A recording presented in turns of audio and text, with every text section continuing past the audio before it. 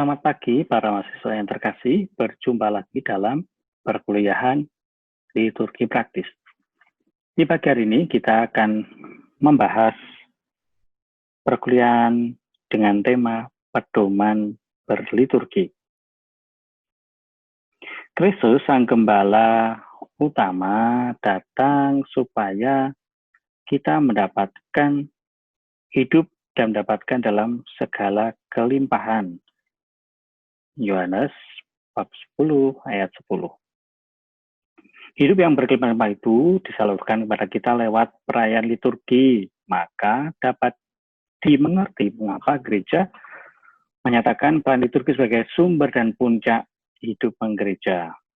Maka dari itu perlu diusahakan agar perayaan liturgi sungguh menandakan dan menyalurkan hidup yang berlimpah-limpah itu. Namun, rupanya peran liturgi belum menjadi dan dirayakan dengan demikian adanya. Sehingga tak jarang umat mencari pemenuhan kebutuhan rohani dalam hal-hal lain. Baik.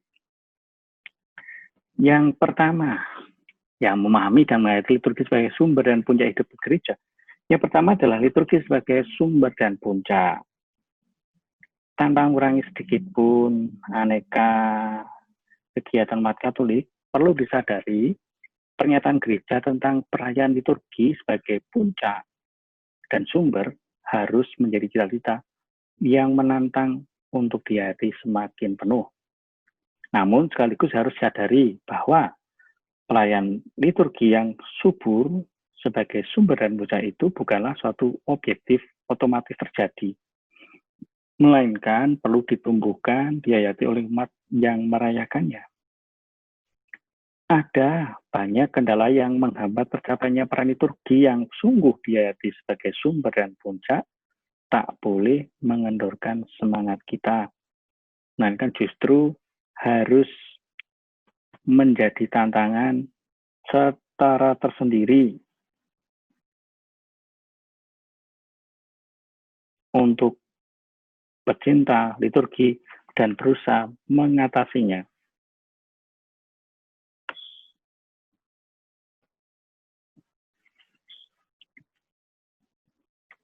Aneka kendala. Kendala pada petugas liturgi sendiri, pada liturgi sendiri. Liturgi Romawi tak hanya mengungkap nilai-nilai iman yang mendalam, melainkan juga syarat dengan tradisi berabad-abad lamanya dari kawasan budaya barat dilakukan dalam liturgi gereja kita. Maka seringkali sulit dipahami. Kendati pun sudah ada aneka upaya penyederhanaan, penyesuaian dan kulturasi, liturgi masih tetap sulit dipahami dan dihayati kebanyakan umat. Kendala umat. Kebanyakan umat karena berbagai faktor masih kurang mampu menggali kekayaan mendalam liturgi dan menghayatinya sepenuhnya. Meskipun telah dibayarkan pendidikan liturgi yang memang masih kurang merata dan sulit dilaksanakan, tetapi perlu ditingkatkan.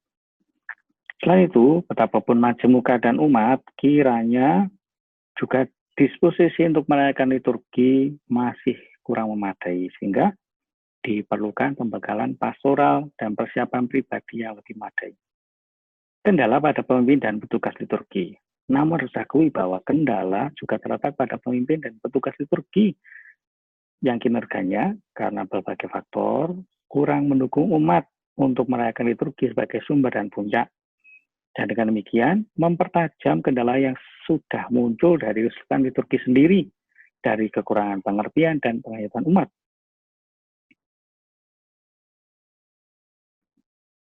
Yang kedua adalah unsur-unsur dasar liturgi. Yang pertama adalah tata ruang, tata gerak, nanti perkataan, keheningan, dan musik. Yang pertama adalah tata ruang. Ruang ibadat harus ditata sedemikian rupa sehingga mengungkap kesatuan jemaat yang beribadah, menunjang tata gerak, mempermudah pelaksanaan tugas-tugas. Perlengkapan yang kita gunakan dalam ibadat hendaknya bermutu dan serasi. Dalam peran liturgi, Ada 3 pusat kegiatan: altar, mimbar, dan kursi. Altar pusat kegiatan selama liturgi Ekaristi. Mimbar merupakan pusat kegiatan selama liturgi Sabda. Dan mimbar hendaknya dikhususkan untuk pewartaan Sabda Allah, bacaan Alkitab, Mazmur tanggapan, pujian Paskah, homili, dan doa umat. Sesuai dengan kagungan Sabda dan supaya berfungsi dengan baik, mimbar perlu dibuat cukup besar, sebab kadang-kadang lebih dari 1 orang harus berdiri pada mimbar. Mimbar hendaknya dipasang pada tempat yang sentral. Kursi pemimpin. Kursi pemimpin hendaknya ditempatkan sedemikian rupa sehingga jelas bahwa pemimpin merupakan bagian utuh dari jemaat yang berhimpun.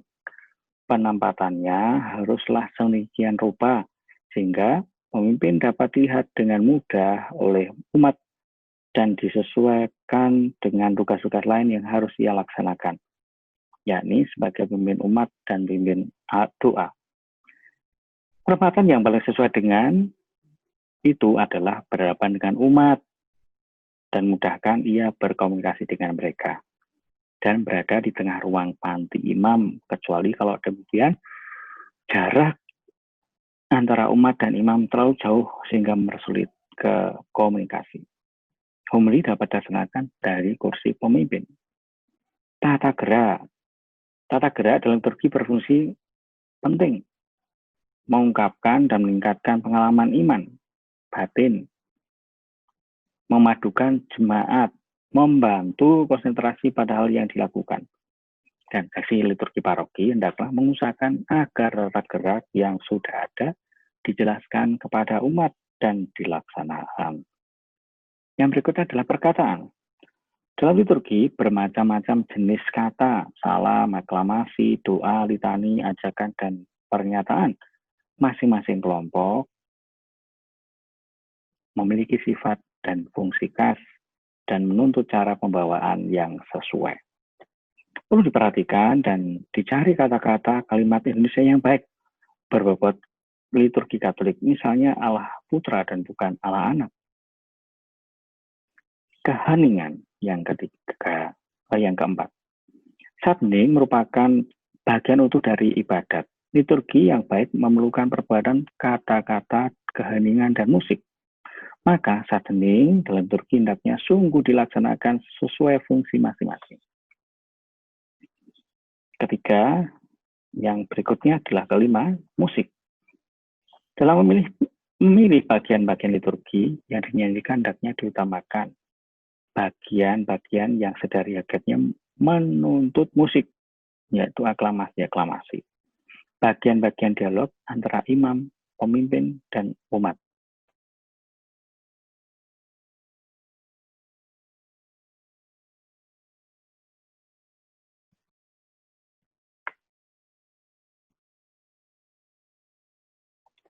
Tiga, peran subjek perayaan, terutama pemimpin dan petugas liturgi.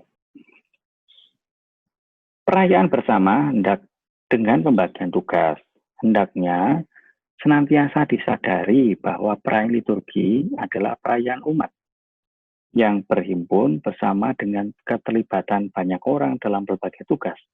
Maka sebaiknya dihindari perangkapan tugas oleh 1-2 orang.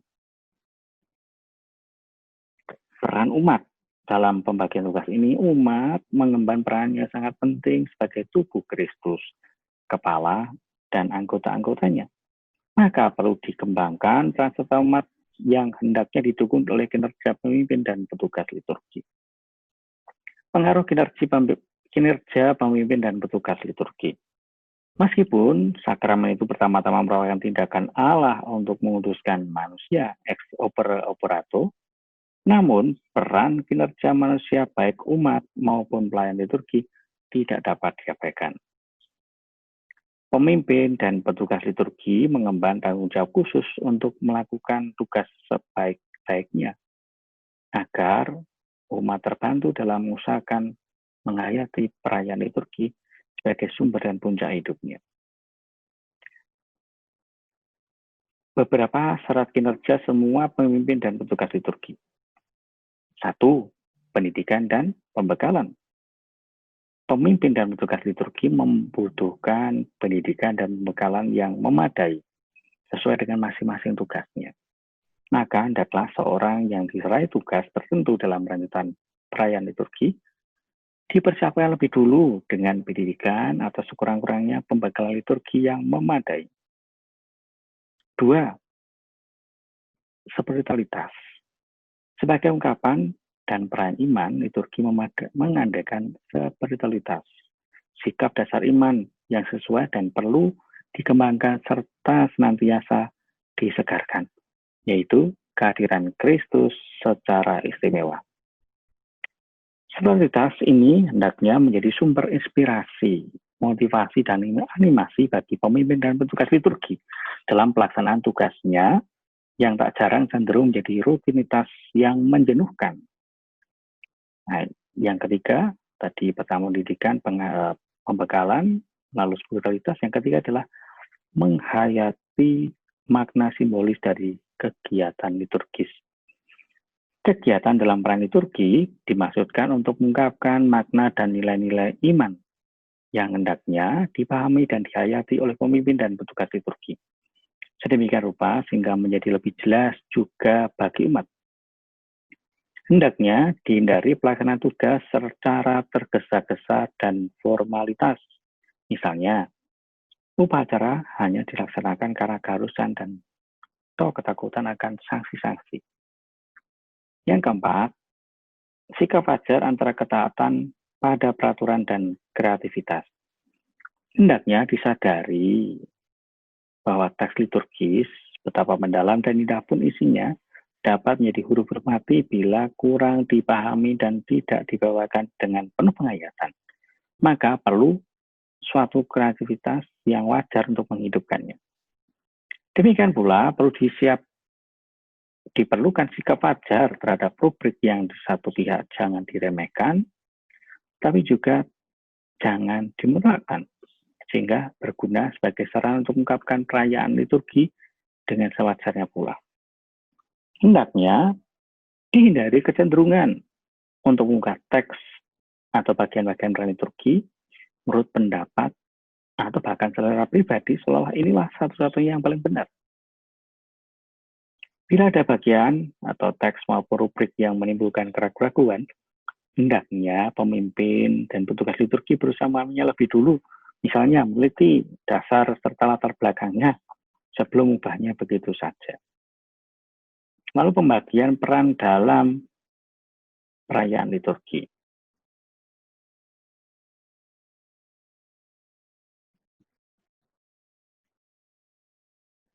Hendaknya disadari adanya pembagian peran dalam perayaan liturgi, terutama perayaan meriah. Hal ini berarti bahwa usaha menghindari penangkapan tugas, koordinasi serasi antara semua petugas liturgi, perlunya pembagian tugas yang jelas sebelum perayaan liturgi. Persiapan. Meskipun perayaan liturgi sudah diatur secara baku dalam buku-buku liturgi, para petugas masih perlu mempersiapkan diri secara memadai, terutama bila ada variasi teks, spiritus, atau tata gerak yang dapat dipilih. Demikian pula, hendaknya giliran tugas liturgi diatur dengan baik, agar tidak terjadi pembagian tugas secara mendadak, sehingga petugas tidak sempat mempersiapkan dirinya. Penugasan hendaknya jelas, misalnya dengan jadwal giliran yang disusun oleh praksi liturgi. Petugas hendaknya setia mempersiapkan diri serta melaksanakan tugasnya, dan bila berhalangan, memberitahu pembagi tugas agar dapat dicarikan pengganti. Yang berikutnya adalah disposisi. Peran liturgi sebagai perayaan iman menuntut disposisi atau sikap batin yang sesuai. Maka pemimpin dan petugas liturgi hendaknya mempersiapkan diri misalnya dengan berdoa agar dapat menjiwai pelaksanaan tugas dalam perayaan liturgi. Yang berikutnya adalah penampilan. Apa yang harus dilihat dan didengar oleh umat ialah penampilan pemimpin dan petugas liturgi. Maka hendaknya diupayakan agar penampilan pemimpin dan petugas liturgi sungguh mencerminkan bayatan liturgi dan mendukung umat untuk menghayati perayaan liturgi sebagai sumber dan puncak kegiatan gereja. Hal itu meliputi apa saja? 1. Penjiwaan misteri-misteri menurut dinamika perayaan. 2. Busana dan perhiasan. Bila tersedia busana liturgi yang sesuai, hendaknya petukar liturgi mengenakan busana liturgi itu. Bila tidak tersedia busana liturgi, hendaknya ia mengenakan busana yang pantas dan menghindari perhiasan yang berlebihan dan mencolok yang dapat ditafsirkan sebagai pamer. Pemimpin wajib mengenakan busana lengkap sesuai dengan peraturan liturgi. 3. Wajah. Dari penampilan pemimpin dan petugas liturgi yang paling mencolok adalah wajahnya. Maka hendaknya diupayakan agar wajah dan pembawaan rambut rapi, tanpa rias yang berlebihan dan mencolok agar tidak mengganggu peran liturgi. Sikap dan gerak. Hendaknya diupayakan agar sikap dan gerak tidak berlebihan. Jalan kian kemari dapat dihindari bila segala sesuatu di ruang altar sudah dipersiapkan dengan sebaik-baiknya. Pembawaan suara yang kelima. Pembahasannya teks hendaknya komunikatif dan disesuaikan dengan isi dokumen atau jenis sastra yang dibacakan. Penyampaian pengumuman hendaknya dibawakan dengan ucapan yang jelas, tidak berlebihan. Baik, para siswa yang terkasih, demikian materi kita di pagi hari ini. Berjumpa lagi dalam pertemuan yang selanjutnya, melanjutkan dengan pedoman liturgi ini. Semoga semakin mendalamlah pengetahuan kita dan semakin mendalam penglihatan kita akan liturgi.